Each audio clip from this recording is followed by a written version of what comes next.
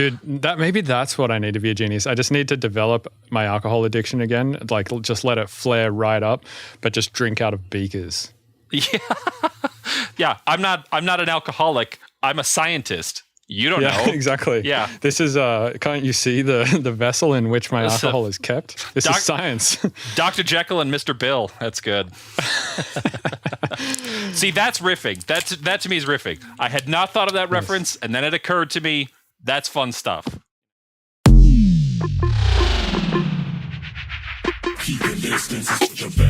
Welcome to the Mr. Bill Podcast. I'm Anand Harsh, editor-in-chief of TheUns.com, Bill's manager and COVID survivor, I think. TBD, actually. Sorry, this episode is late. That's on me for finally getting the bug after 2 years. I'm never leaving my house again. Today's guest is Mux Mool. You know how sometimes you'll be at a party and across the room you'll see two of your exes talking to each other, and you're like, I wonder if they're talking about me. Turns out my paranoia was well-founded. Mux Mool first rose to prominence during the early Adult Swim era thanks to his bump music, which he spun into an entire career via Ghostly International, as well as some other labels, releasing albums such as Skull Taste and Planet High School. He was making lo-fi hip-hop to study and relax to long before it was cool, and he's very cool. Also used to do a drunken live stream show with me on the internet before we got sober and before we could get canceled for our bad takes on everything. Also a former housemate like Bill, so of course they're going to talk about how good of a chef I am. Anyway, Brian is one of my favorite people on the planet. Planet High School, still the best album name ever, no contest. Speaking of lo-fi hip-hop, today's episode is brought to you by Artiphone. They made a handheld mini-looping MIDI controller and sequencer that's about the size of like half an orange. Their bestseller Orba responds to natural gestures like tapping and tilting, and its touch-sensitive pads capture even the most subtle micro movements. You can idea dump your next beat on the go. It's got a built-in speaker and a 1/8-inch headphone jack if you don't want to broadcast your juvenile creations. Use it with any DAW like Logic or Ableton and take full advantage of its incredible MPE capabilities. The best part is it's under $100. So Bill said I had to make a beat with it for the opening, and frankly, it's been a ton of fun as I've been laying in bed with the Rona. Here's something I made in 4 minutes, and I can play on top of it too.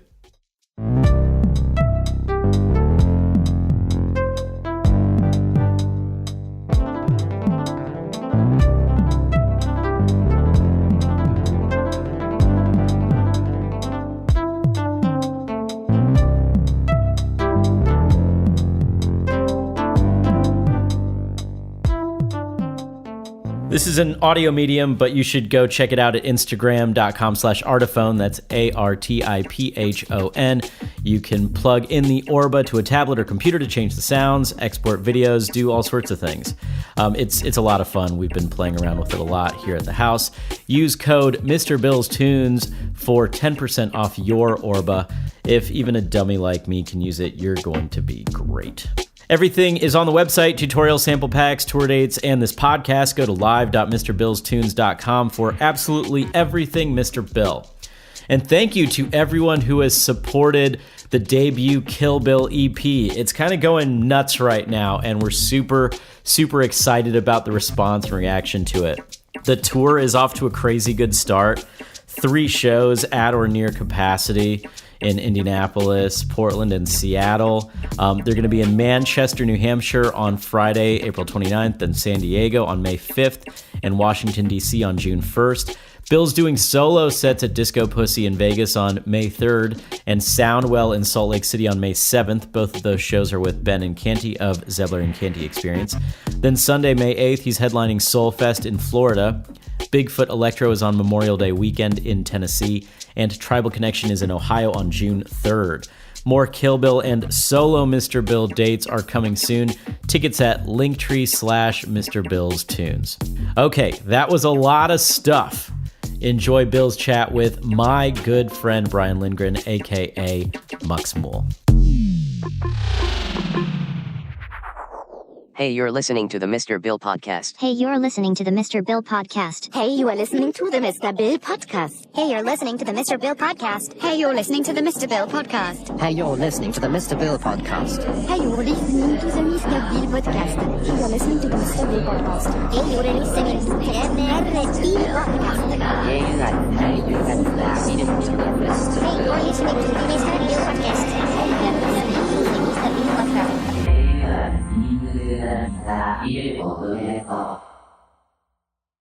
Yeah, there we go. All right, cool. Should be good. What up, Bill? Not too much, man. Yeah, thanks for being flexible. I have had like really shitty sleep lately. I think I've just been like stressed in weird ways and shit. So like I will stay up for like 2 or 3 days and then sleep for like multiple days. And yeah, my shit is all over the place right now. It's weird. But hey, you know, this is the time for weird stress. I mean, it's just been the age of weird stress, has it not? It has. Have you heard of the new BA2 coronavirus variant? No, I haven't. That's great. I'm glad I'm hearing it from you. Yeah, because you know, at least I'll tell it to you with a smile on my face, not like CNN. Yeah. They'll grimace at you while they tell you this information. But yeah, basically it's more catchy than Omicron or Omicron, however you want to say that, and it is also worse for you than Omicron. Fantastic. Yeah. You know, I got vaccinated. I stayed safe for a long time, and then I had a show back in November, and the mandates here were lifted, and it was so awesome to be in like a packed crowd again. And I had to pass through that crowd to grab like my merch and then leave, and I got so sick after that. And I never got tested for corona, but I mean, it seems pretty clear that I got it, and it was rough. Damn, what were your symptoms? So, I mean, very flu-like, of course. I had a crazy fever, and then just like full body aches. And then eventually it turned into a cough, and it was a really terrible cough. Like it was, you know, the kind of pathetic wheezing that I haven't done since I was like a kid. And, you know, I went to public school, you know, like that kind of sick. But it wasn't until I went to the fridge and I grabbed something, and I like had yogurt, and I tasted it. I was like, well, maybe I can't taste it because it's yogurt. It doesn't have that much flavor, right? So I started eating other things. I was like, nope, it's gone. No, it was terrible, but I lived. That's crazy. And like, how pungent of a thing did you eat and couldn't taste? So the thing that I ate to test it is, have you ever had garlic? It's like garlic cloves that they just leave in honey. And it's no, but I've had like garlic cloves that just come in the bag already peeled. Yeah, so if you take garlic and you put it into honey and just soak it for like a month, it sort of makes the honey a little more liquidy, and it like, you know, they just sort of fuse together, and it creates this very crazy third flavor. But it's supposed to be good for illnesses and stuff. So I was like, I'll give this a shot, and I couldn't even taste that. So. Damn, that seems like it would be quite potent of a taste. Yeah, it's still raw garlic, so I should have been able to taste it. So what's going on there? Honey has sugar. Garlic has definitely not yeast. Yeah, well, I wonder what's going on there, because if the honey's getting more liquidy, that seems to me like some sort of fermentation. Yeah, I guess. I don't know, because we got it at a farmer's market. This guy was talking it up and saying how great it was, and we also got some pickles from him, which were really good. And so, just, you know, it was like, why not? You know, support a farmer. And then I ate it. It was, I mean, it's a pretty. It tastes like garlic. It tastes like honey, but it tastes like something else also that I'd never tasted before. So, if you ever see it, give it a shot. Yeah, I will if I ever see him. Yeah. Yeah. If you're ever at the Denver Farmers Market, yeah. Right. Yeah. So the other day, this was when I was living in San Francisco still. So it was in like December. I was I'd just been the same deal as now. I was stressed, and I'd been up for a few days, and it's not, you know, treating my health the best. And then one day, like my arm started going numb, my left arm. Oh no! And I started getting like a jaw pain, and I was short on breath, and my heart, my chest was like extremely tight. And I was like, oh my God, I'm like having a heart attack for sure. Oh no! And I was like, fuck, I don't want to have a heart attack. That's like bad. Yes. So I literally just like was laying like completely flat and like sprawled out on my floor and just like trying to breathe really slowly, trying to calm myself down because I was like, maybe this is anxiety. Yeah. And after a while, I was like, all right, it doesn't seem like it's anxiety. It seems like it's actual like heart problems. So I was like, well, maybe I'll just sleep it off. So I got in bed and fell asleep. This was like 4 p.m. or something like that. And then I got up at 9 a.m. the next day, and I was supposed to go mountain biking with a friend at Mount Sutro. Man, you so sound I was like, fun. Yeah. So I was like, oh yeah, I'm gonna go try and do it to see if my heart can handle that. And sort of somewhat luckily, my friend didn't rock up. He like slept in, and so I was like, oh, I'll just do the ride by myself. I literally made it like not even 10 minutes, and I was like, fucked. Had no energy at all. Couldn't breathe properly and shit. So I was like, fuck this. I'm just gonna ride home. So I just rode home. This was like 11 a.m. the next day, and I was like, oh man, I should probably just like, if it's still like this by the afternoon, like 4 p.m. or something, I'll Maybe like, see somebody. I'll like go to the emergency room, right? So I got to the 4 p.m. My heart, my chest was still really tight. Arms were numb. Jaw was like all painful, tight, like short on breath, all of that shit. So I went to the ER. I was like, I think I'm having a heart attack. And they were like, all right. So they gave me an EKG. They're like, your heart's fine. It looks totally fine. Or like the EKG thing looks fine. They're like, let us give you a lung x-ray, because like maybe it's pneumonia, maybe it's like, maybe your heart is like inflamed, and that could be causing some issues. They were like, no, after giving me a lung x-ray, they were like, your heart looks like the correct size, like it's not inflamed or anything, and you don't have like there's no weird shit in your lungs or anything. Then they were like, let us check your blood. So they took a bunch of blood, like 10 vials or something, and tested all of that. And then they came back and were like, that looks fine too. And then they gave me a COVID test, and they were like, oh, you have COVID. And they're like, so, and they think all of that came from COVID? Yeah, they think it was COVID and just anxiety on top of that. Jeez. That's 'Cause, intense. Yeah, so I literally, like my symptoms were just, chest tightness, arm numb, like literally heart attack symptoms. And I just read an article online that was written by, let me actually check because I don't want to be one of those podcasts. Yeah, no, now is not the time. Yeah. Yeah, and I'll just like, say that I'm not a doctor straight up. You're not a doctor, you're a mister. Yeah, I'm a mister, yeah. Yeah. And I'm an MR, not a DR. Yeah. Let's see. All right, so this is not me saying this. This is the website arstechnica.com from a person named Beth Mole. So if you have any issues with any of this, take it up with Beth. So anyway, Beth Mole, no relation to Mux Mool. Yeah. That's not. I got nothing to do with that. Take it up with Mux's mum. Yeah.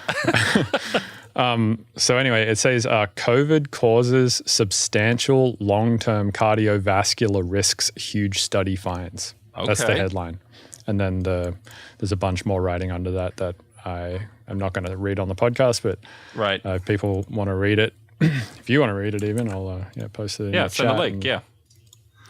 But yeah, anyway, so apparently it is actually bad for your heart. So it's quite possible that it did heart damage. Who knows? But anyway, there's a worse one coming. Looking forward to it. And it's easier to get than Omicron. Oh gosh. Well, after I was always very safe about it, and I had a job for the first like maybe 8 months working at a grocery store. And, was always very safe, and it made sense to stay safe and stay masked up, and I didn't complain. And but that seems unsafe. Well, I mean, I had to keep the job. Like, I couldn't quit the job. Right. But like, I just, while I was there, I didn't mess around with it. And I was glad that I got sick after being vaccinated, because I've read some of the for people who lost their sense of smell and taste, some people, it never came back. Oh, that's fucked. Yeah, and some people, when their sense of taste and smell came back, everything, tastes like rotten eggs, things like that, like stuff that I wouldn't have wanted to deal with. So I'm really glad. But after I caught it, even though the mask mandates are, light again now here in Denver, I'm still masking up. I'm not interested in going through that again in any way. I'm still keeping distance. I'm still, trying to make sure that my immunity is as good as possible in other ways. So. Yeah, totally. Yeah, same here. I mean, Anand and I don't leave the house without N95s. Yeah. Because, I mean, why risk it? It's like, yeah. Why risk reinfection? Why risk if you have it, like, potentially giving it to someone else? It's like, just fucking put a mask on. Yeah. But anyway, it's not that uncomfortable. It's like at the start of the pandemic, I was like, oh, this kind of sucks. I can feel like my breath on my cheeks and nose and shit. And my glasses are... It's not great. I wouldn't choose it for fashion. It's just, right. It just isn't that uncomfortable, that I wouldn't want to do it. So it's fine.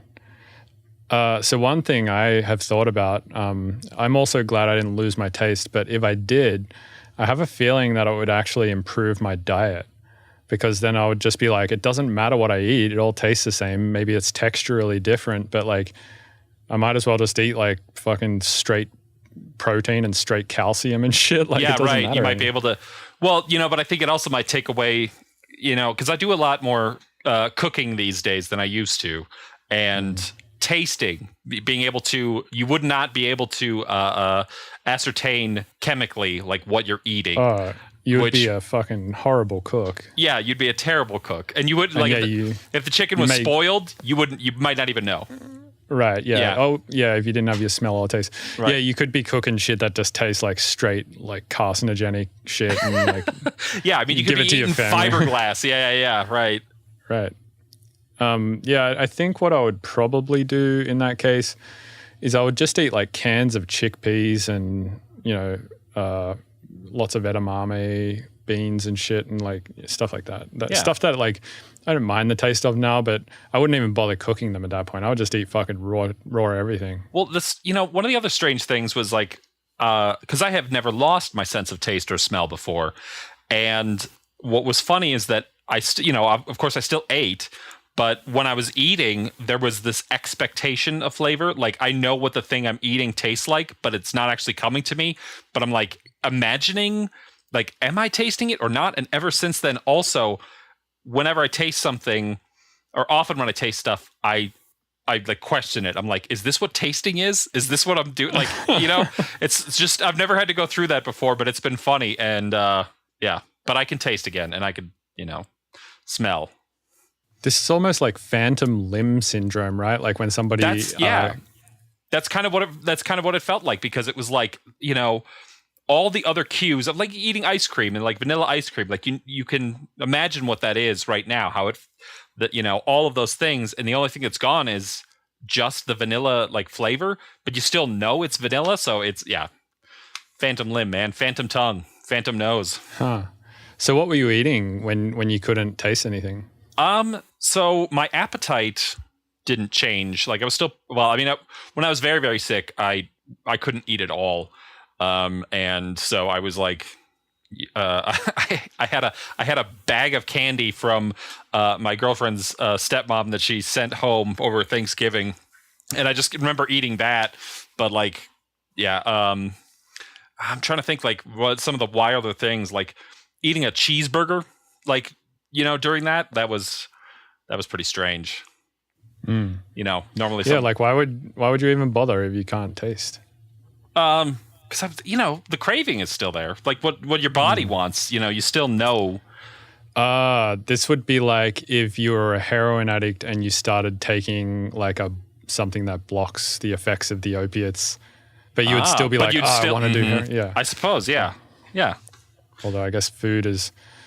Well, actually, I'm not sure about this statement I was about to make. I was about to say food's less addictive than heroin, but I don't think that about sugar. Maybe. Yeah, that's true. And actually, one of the things, about addiction, and when I, because I've done my own journeys with addiction, and one of the things that I learned about was for people who are addicted to food, one of the hardest things is you cannot abstain from food forever. You can't quit food. You're going to have to keep eating, and you're going to have to find a healthy balance, which is not something that they could recommend for anybody addicted to Right. drugs. They can't be like, oh, you're going to have to work it out and, fix your relationship with heroin so that you can do it normally. Like you Right. it's like you quit, but you can't do that with food. And I always thought that was, that seemed very challenging, Absolutely. Yeah. I mean, I've always, I've battled with addiction for a long time. It's actually why I ended up in Charlottesville, kind of. But yeah, totally understand. Like I'm an addict, like at the core, so I'm addicted to kind of everything. But food is one of them, and that's why I was like overweight for a long time, and still am actually, I would say. But yeah, it's a extremely hard thing to balance food. You're right, because it's something you can't stop.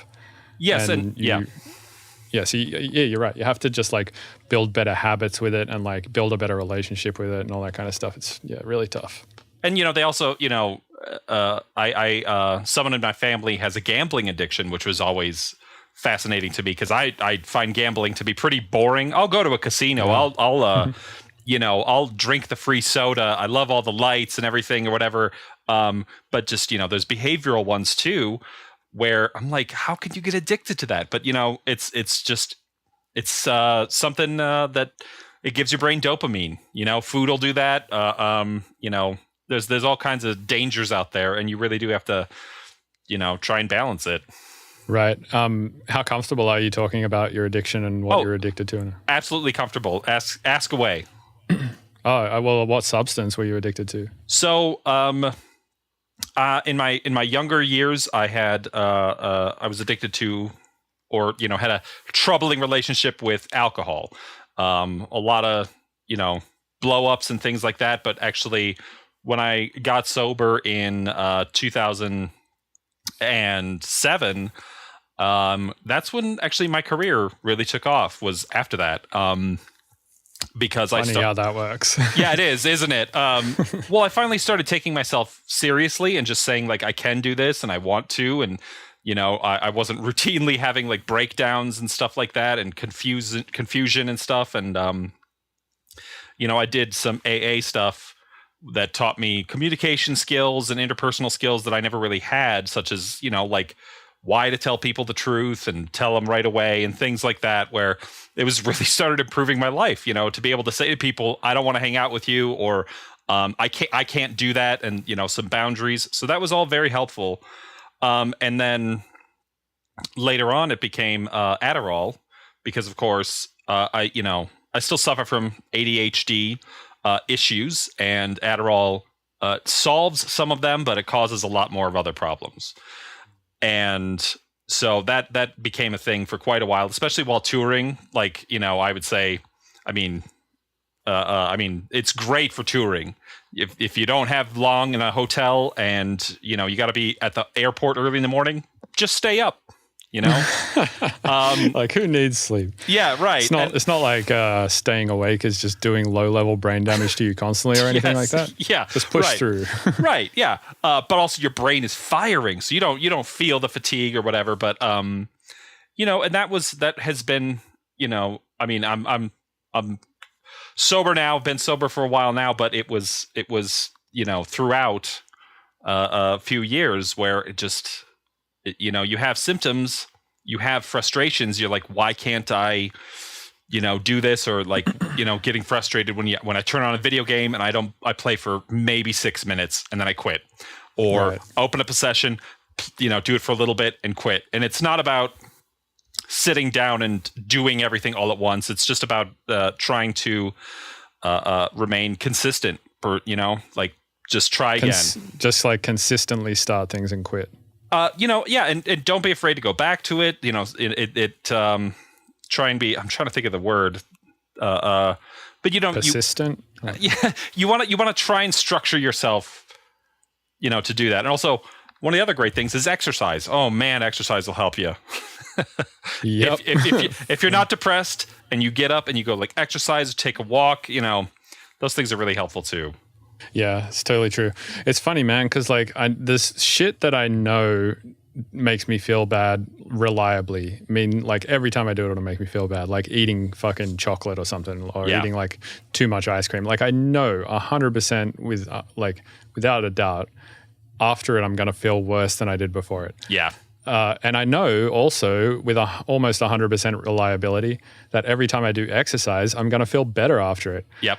But for some reason, there's this like fucking dumb-ass dissonance in my mind that's like, I don't want to do this thing that I know reliably makes me feel better all the time. And I totally want to do this thing that I know reliably makes me feel bad all the time. Right. Yeah, that can be a struggle too. And what's funny is I also ride a bike, and I love the feeling. Kind of, it feels a little bit like flying. And I have a nice bike, and so I resist exercising with it sometimes. And then every time I get out there and I start biking, I'm like, this is fun, and this is as easy as exercise could ever get. Right. I'm just. Do you mountain bike or? No, it's a street bike, single speed. So a fixie. No, not fixed gear, just single speed. It still coasts and stuff. Gotcha. Yeah. Okay. Does your cat not have a tail? Yeah, Mo. Mo is he is a flame point Siamese Manx, so he has no tail naturally. What? Yeah. Hold on, I gotta Google this cat. Yeah. Flame point Siamese Minx. Manx, M-A-N-X. M-A-N-X. All right, let's see. He's behind me right now. I'll see if he can come in here. Yeah, I just noticed when he was climbing up, I was like, that looks like a very round butt. Yeah. With no tail. He was born with no tail. He's just like a little fucking scud rocket or something. Well, he also has a little there is a little nub there that I can't see because it's under hair, but when you pet him, sometimes it'll move a little bit. It's pretty cute. That's sick. Yeah. It's like that that meme where it shows the cat like moving and then it like goes to Shaquille O'Neal or whatever doing the same thing. Yes, yeah. Yeah. It's awesome. Yeah, man. So we said we are going to talk about living with Anand because you also lived with Anand. And people on the podcast are pretty familiar with him at this point because he introduces every episode. Oh, does he? Okay. Yeah, so people know Anand. We've done a few episodes before. I think people like Anand. He's a pretty likable dude, I think. He's a very likable guy. Yep. Yeah. And he's also a fucking crazy cook. I had no idea. Like, literally, yes. I've known the dude for like fucking a decade almost. And then I rock up here and he's like, oh yeah, I'm a gourmet chef. It's like, what? Did he say he's a gourmet chef or just... No, I said that. Yeah, okay. Yeah.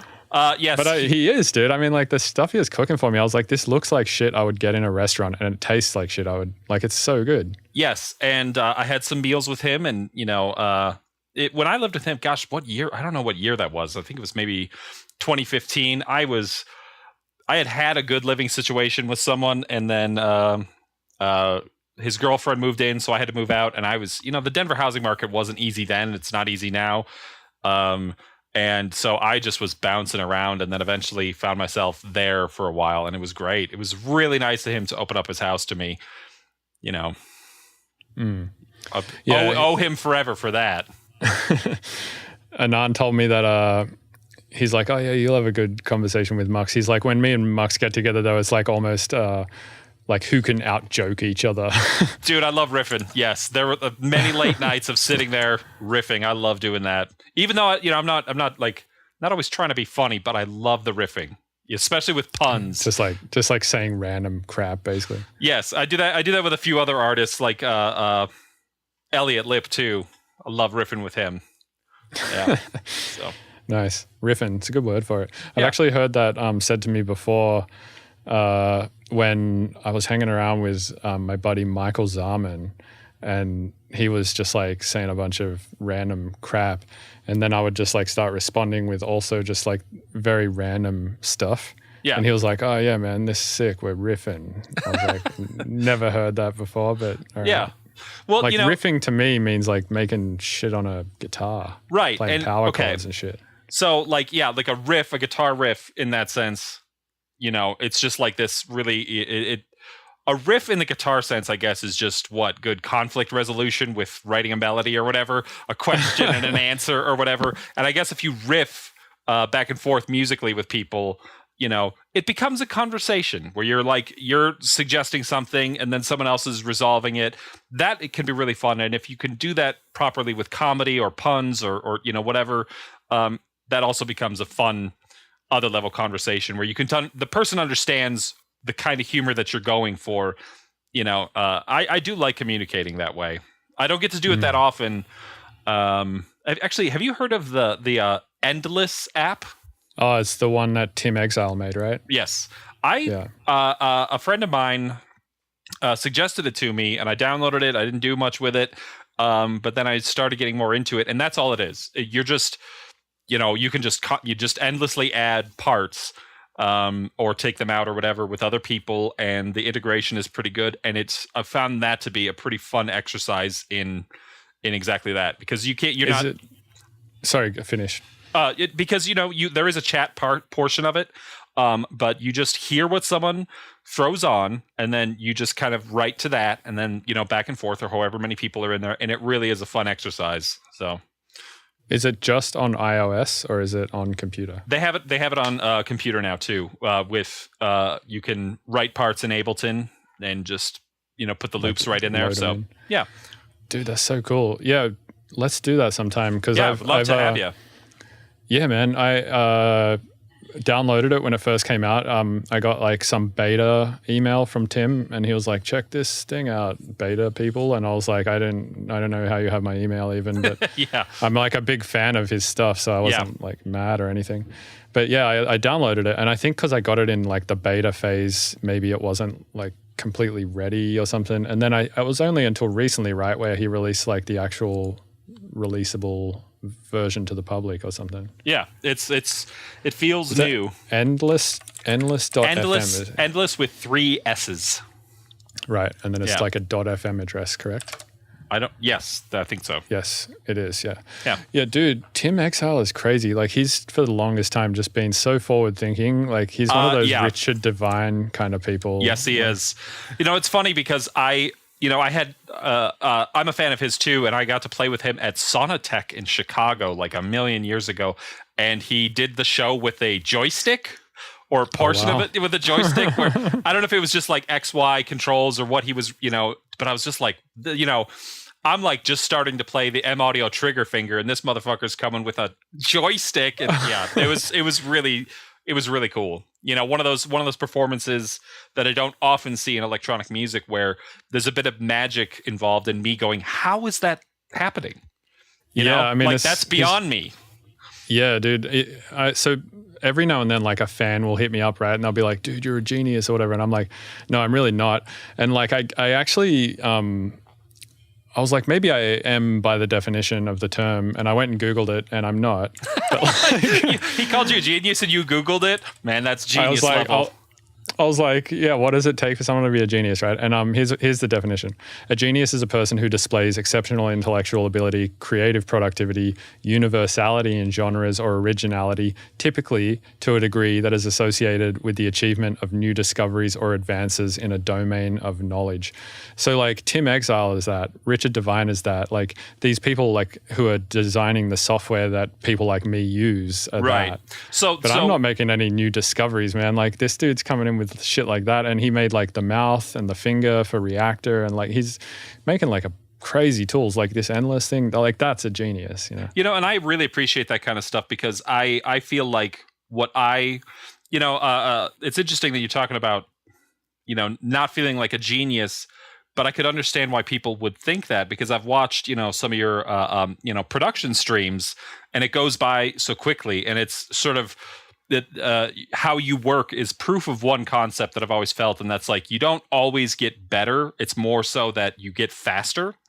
Like the more and more you practice stuff, you arrive at certain points much quicker. And when you're copying and pasting, and you can hear all your keyboards and stuff going, I think that is really overwhelming, or not overwhelming. That is really impressive to people. It's sort of like magic, like they, right. But to you, of course, you're just doing what you've been doing, what you did slowly at one point, really, really quickly, and using the tools within the thing that you have. And I feel the same. I don't feel like innovating in the world of computer technology. I love Ableton. I wanted to use it, but I'm not trying to, I'm not making my own effects here. Right. Yeah, exactly. And I also don't necessarily think making your own effects these days even makes you a genius, because like now Max for Live exists. Like, I mean, I've made my own version of Contact in Max for Live, but it's not a new discovery. Like Contact was a new discovery. Right.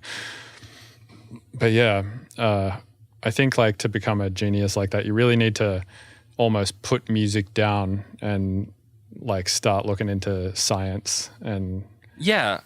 Well, and that's I wouldn't want to be a genius. They seem troubled sometimes, and also there's a level of science that I don't really feel like approaching because especially when I'm writing music, for me I try and keep it to as an emotional process as possible, not just fun, but stopping and saying, is this a feeling? Is this how I feel?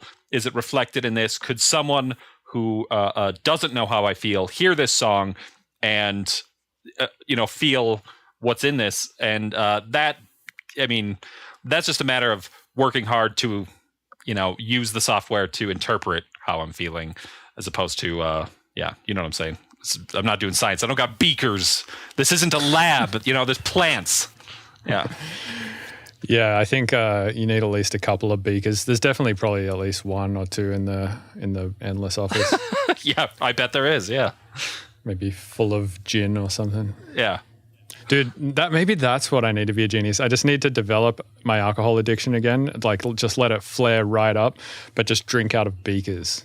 Yeah, yeah. I'm not an alcoholic. I'm a scientist. You don't know. Exactly. Yeah. This is, can't you see the vessel in which my alcohol is kept? This is science. Dr. Jekyll and Mr. Bill. That's good. See, that's riffing. That to me is riffing. I had not thought of that reference, and then it occurred to me. That's fun stuff, Nice. Yeah. I wanted to ask a bit about your music writing process, because I think I've asked about it like once before, and I want to say you told me it was like machine related to some degree, or like you play stuff on like a beat pad of some sort, like an MPC or something. And yeah, I'm not very gear centric. I'm not very VST centric either. I did get Ableton 10 last year, and I got Operator with that, which was really cool. I had never had Operator for any live before. I'd always had Live Standard, but the Operator comes with some really great sounds. Dude, Operator's the best synth. Yeah, I guess I really didn't know, but now that I have it, I know. So my process is usually, I have a whole library of loops or, parts and things like that. And I will sort of cycle through those until I stumble on something that, feels right, a percussion loop or even just a hi-hat loop or something like that. And then throw that in and start that as like my metronome, more or less, because I hate the metronome, Ableton. Yeah. I record drum sounds from, machine packs, and I record the audio from that just so that to make sure that I can play the pattern. I'm not programming any of my drums, and I think there's unquantized and stuff, so I try and keep it. I try and instill some natural feeling that way. So you literally, like, every drum track on every one of your tracks is like played in? Not every single one, but a large majority of them are, or they start that way, and I'll adjust them, as needed. Once I really get into like making it. And of course, with dance music or anything that I'm doing that's housey, I will quantize, at least the kick or something. But I do like to, with computer music, one of the things that it's, always trying to defend itself about is that it's, unfeeling music, it's computer music and all of this. And so I try and put a little bit of my own flavor in there by just letting the drums be off by a little bit, even imperceptible amounts. I think that that can add a bit of an earwormy quality to things, the same way the Swedish songwriters have bad phrasing for things, and it gets stuck in their head. Hit me, baby, one more time. That's not a proper English sentence. Or like toxic, That's right. Not to say that I'm working on Britney Spears level style drums. It's just. But I'll record my drums that way, or and it's honestly, it's a lot of times it's searching. I try and find sounds and patches and stuff that seem to have vibe well with each other, and I kind of start with some packaged things, and then I work outward from there. And that's my process now. That wasn't always my process early on, and sometimes this still happens, but early on I loved digging for samples. I loved finding records with weird things on them from weird sources. It's like a very Jay Dilla Mad Lib kind of thing to absolutely. do. Right? Well, and there was an ethos sort of behind the whole concept of digging, and that is that if you're borrowing from someone else's vision and trying to call it your own, it needs to be like an original take. It needs to sort of give power to where you're drawing from, sort of bring someone else's music back to the light in the proper way, and not stealing. That's like the number one thing. If you're ripping whole sections of songs and then putting in yours and not crediting the person and not saying it's your own, that's weird. So for a long time, I took samples from as many, genuine sources as I could, and genuine meaning like things that I actually found, that I discovered, that I thought were cool, and I worked them into something, or, from sources, things that mean, something to me on a personal level. And then sort of taking the chunks of those samples and using it to write a song around it, sort of like a rhythm guitar, like just keeping the pace, keeping the chords going, but everything else just being informed by those samples, which is that's always been a fun process too. And everything from sampling a record about how to solve the Rubik's Cube to, I'm trying to think, Furbies and like movie soundtracks, things like that. Like I used to love digging. Yeah, it's interesting. You say like the samples that you put in inform the decisions of everything else. I've always like thought that as well, but more from a sound design perspective, because I'm like, essentially I do the same thing as you, but for the most part, the packs I'm digging through are from sounds that I've made. And I just have like large folders of those at this point. And what I've noticed is how the sound design of the track will end up and how strong the track will end up being sonically very much depends on the kick and the snare that I import at the start of the session. Because if I import like a weak kick and snare, then all of the sound design around it has to meet that, right? So it also ends up pretty weak. But if I import like a very hard hitting kick and hard hitting snare, all of my sound design has to match that now as well. So, and that's I've tried to build as strong a sample library of my own, loops and stuff as I can. But what I found is that when I was going back in time and listening to some of the loops that I have, they're not what I need anymore. They're a little too janky. Or it took me a long time because I didn't go to school for this. I'm assuming, did you go to school for this? Yeah. Oh, okay. I did not. And so a lot of, I'm just learning as I go. I didn't know anything about like gain stages and stuff. So I'm playing a record really quiet off the record player and then trying to turn it up later, getting all this feedback, and hissing, and like learning that I don't want to have to try and make that stronger later. Let's make it strong now.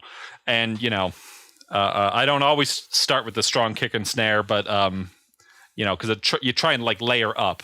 Like if I got like a quiet snare that has like a little bit of tone in it, and then add more later. But yeah, that's always doable. But I always feel like going that way about it, you're just sort of having to revisit the thing over and over again and make it, because it's like you then produce a whole kind of shitty track sonically, and then you're like at the end be like, all right, time to mix it, and you reference it against like a really good track that hits on a system or whatever, and then you're like, all right, fuck, I have to like go back and like redo everything. Yeah.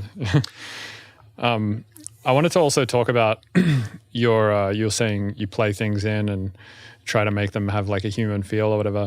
I was talking to Tipper about this recently, and he has a track where he just turned the grid off completely and he just imported everything by hand and just put everything in by hand, but the grid was off. So it was like null and void thing. Like he was just putting it wherever it sounded good, right?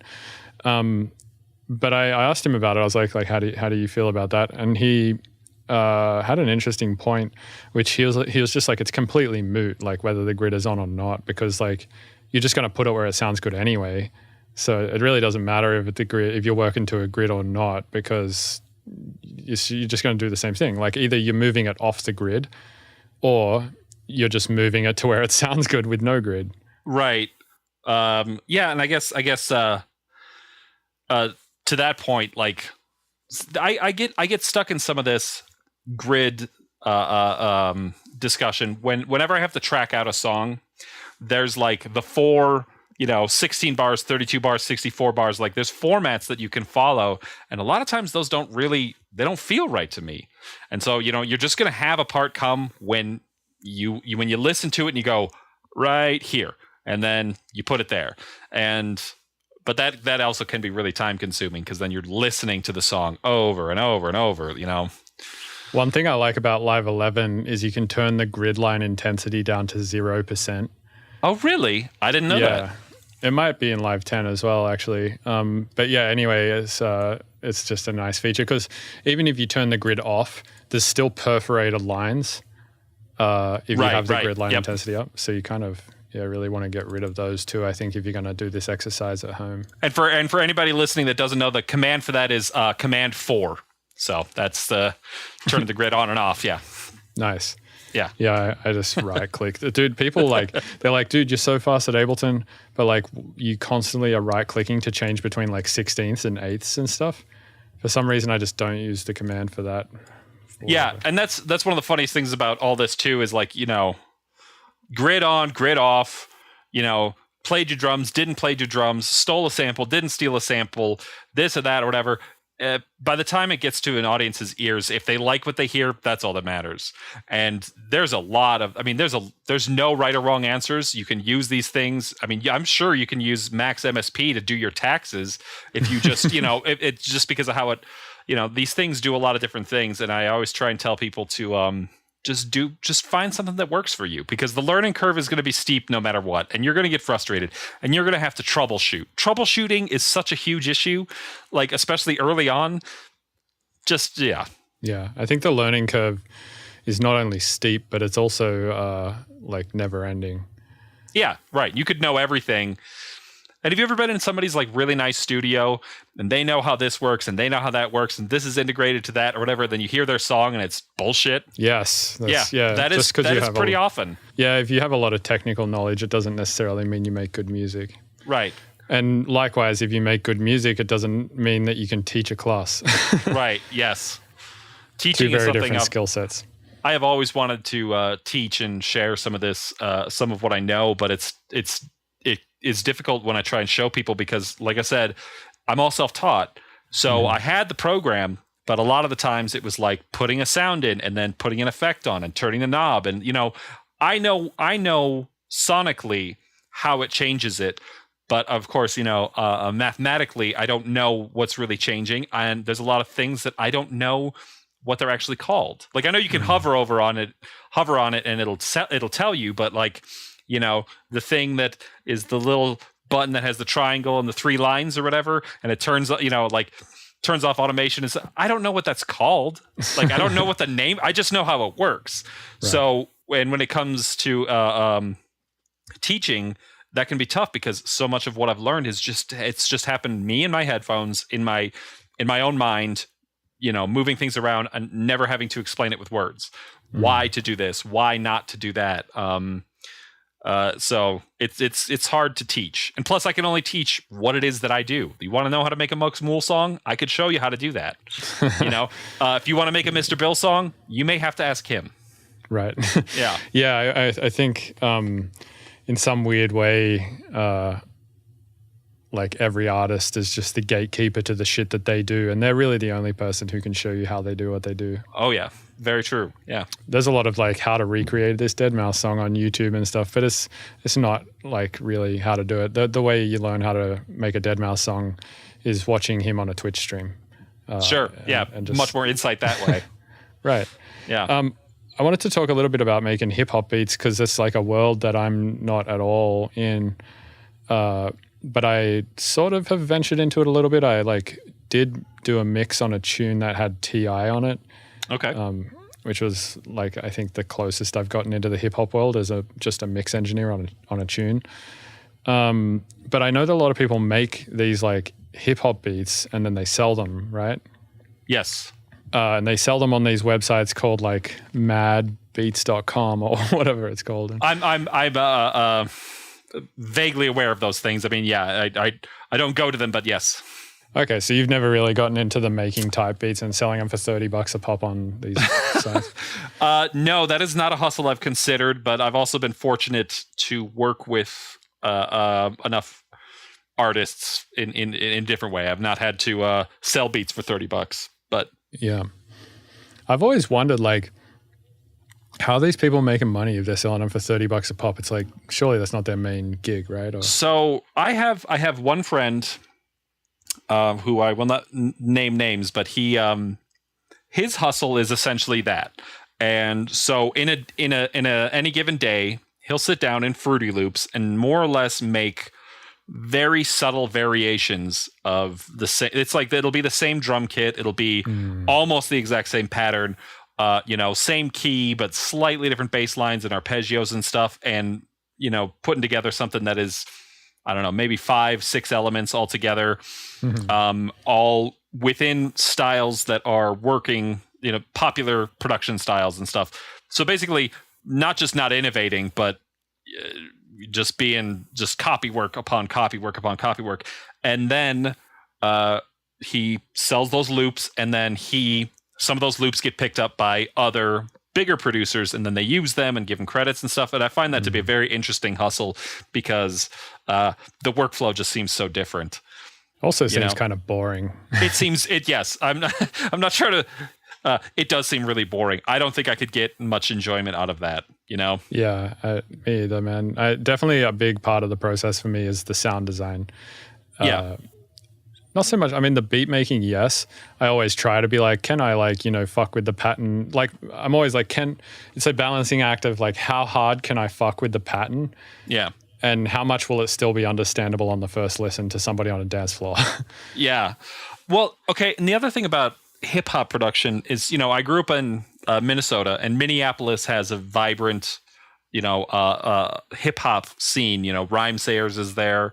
And my friends who were beat makers who, that was, I had made songs in computers before, but it was using like an ASR 10 and then eventually Reason 3.0. I wanted to make hip hop type beats because I found it to be so interesting. And so I've always strived to be able to make a good hip hop beat. And it was not easy at first because I did not have some of these rhythms, trying to make something that actually has swagger and feel, but it ended up sounding kind of like, I don't know, like nursery rhymes, I guess, like do do do do do, try to add shuffle, but you don't know really how to do it. So I still love that whole world. I'm actually working on a lot of hip hop beats right now, but it's more boom bap hip hop beats, not just modern 808 hip hop stuff. Right. Yeah, I tried to make a few after I watched this Netflix series about like people rapping where Chance the rapper was like a judge or something. Okay. It was some like, dude, I watched so many trash Netflix series during the pandemic. Yeah. What else? What are you watching now? What are you and Anand watching every night? Oh, nothing. We just work constantly. Oh, boring. Yeah. Yes. Yeah. That's all. Yes. Yeah.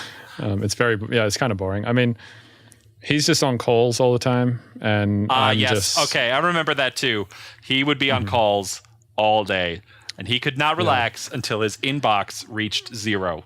His inbox never reaches 0 anymore because he has too many artists on his plate. It's just crazy. I mean, like I think about the amount of shit that my project requires to run, right? And it's just so much. Like at this point, it's like one person cannot do all the work, and he takes on a large portion of it, but then he does that for like fucking 10 other artists. It's like, how do you, I understand why you're on calls all the time and just working, and like he'll work for like 60, dude. Yeah. He puts in like 16-hour days and then just like sleeps 4 hours, and like, it's crazy. Yeah. I've always admired, that, I don't love the industry that is around music all the time, but for people who really can pursue that type of work and do it with passion, that's amazing, because I could not be a promoter. I could not I could not just take calls like that and try and work out things. I barely would like to deal with other artist egos, not that I'm an egomaniac myself, but like, I know that when I talk to my manager, I want him to make me feel special when we're on the call. And like, that's a small thing, but Right. just talk to me like, just be excited to hear from me. And when I have an idea, go, wow, that sounds great. That's not that hard, but I need it. Anand is your manager too, right? What's that? Is Anand your manager also? No, he is not, but... Yeah, but he could be. I mean, I don't know. Tell him what's up. We'll see. All right. Yeah, he definitely is that kind of manager to some degree, I think, where he's just like, oh, cool, great idea and stuff. But in a way, I think there's a balance, right? Like, because you can't also just be a complete yes man as a manager. Like, you need to say no to a lot of shit. And I think over the years, Anand has gotten better at saying no to shit. Because when we first started working together, he was just like, yeah, let's do everything. Because like, I think he wasn't used to having an artist like me who was getting so many offers of like, and a lot of crazy offers too. Like, I think within a year of him managing me, the Nick Cage movie thing just like randomly came into my inbox and shit like that. Oh, that's dope. What's the Nick Cage movie? I'm sorry, I'm behind on Bill news. Oh yeah. It's called Mum and Dad. Okay. And yeah, I just like scored it, but amazing. Yeah, it was fun, but yeah, just random shit like that. And I think because like all these offers were coming in, he was just like, yeah, let's do everything. And I was like, no, we don't want to do shit like that. And yeah, but he's gotten good now about just knowing what's good to do and what's not. Well, sometimes when you go from like, you have periods where maybe there aren't a ton of offers, and then when they start coming in, you want to say yes to everything, but yeah, you got to know what's manageable and also what's going to be worth it, which is, I got to say, for someone who's been self-managed, off and on, or for a lot of my early career, it's hard to know what's worth it to work on and not. And there's a lot more to it other than just wanting to do the work. Right. And also more than just money, because there are opportunities that'll come up that it's this constant pull of culture versus commerce, and you have to have a good balance of those things, I think, to feel like a good person and also to keep yourself interested. Because if you do 100% commerce and you're just finishing albums for 2 cycles and whatever, I think that's boring as hell. Totally. That is not what I set out to do. I wanted to do interesting stuff also. Right. Yeah, I agree with you. I think my priority list for why I do something goes how much I want to do it, how fulfilling I find it, how much money it's making me, and then goes down the list with like how much anxiety is it going to cause me, how much time is it going to take, like all that kind of shit. But it's like first and foremost, like how fulfilling it is and how much I want to do it, and then money.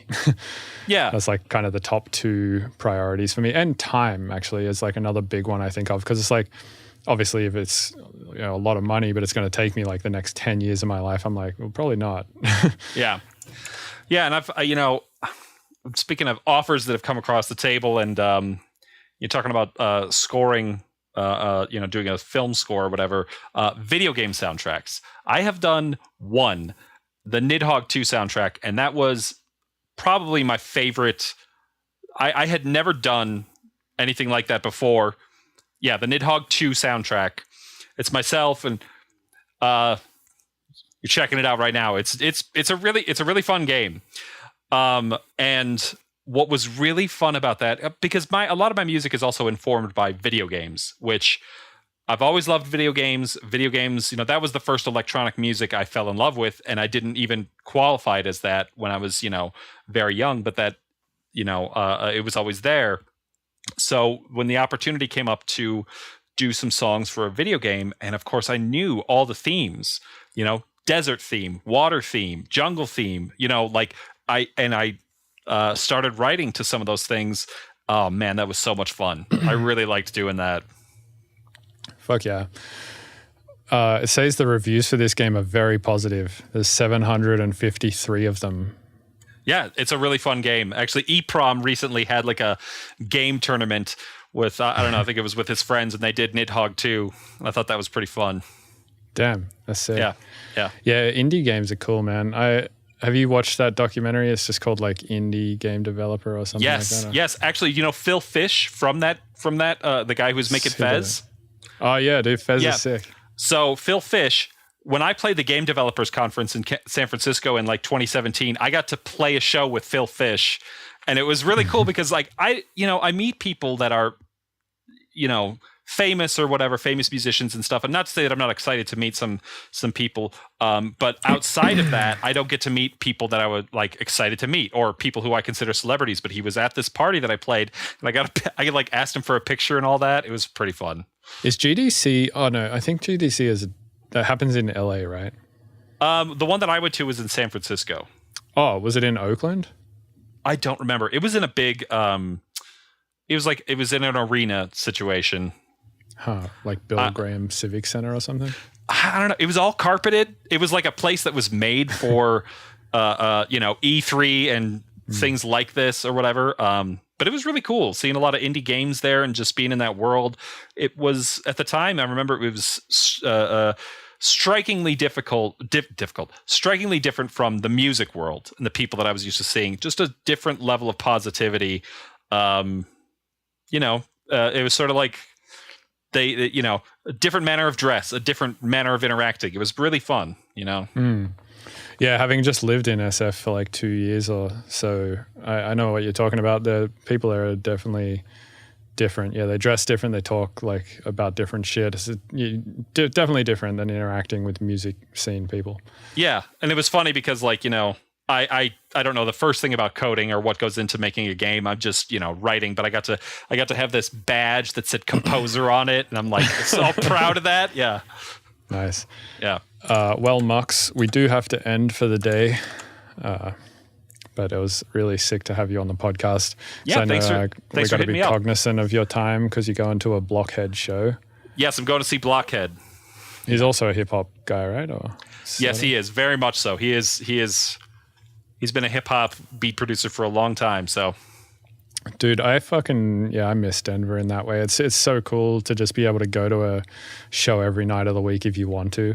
It's just nice to have that possibility. It's not even that I want to go to a show every night of the week. I would definitely. Go to I'd go to a show like maybe once a fortnight, maybe even once a month sometimes. But it's just nice to have that possibility to be like, oh yeah, I could see like any one of my favorite acts this month or next month or like just constant. I did not go to a lot of shows just before the pandemic hit. I'm an introvert. I tend to be a homebody also. And going to shows when I'm playing shows is a little different, but I was not personally all that motivated to go see shows a lot. But once that ability was taken away, I realized that it was amazing that I did have that opportunity, that I could go see these shows. And so as things open back up again, I'm like, I'm going to just make the effort. I'm going to put on an outfit. I'm going to go. I can leave as soon as I get there if I want to, but right. I'm going to go. So, and that's this. I'm going to go. I'm going to go see a show. Nice. I'm going to hang out all night, drink water. It's going to be great.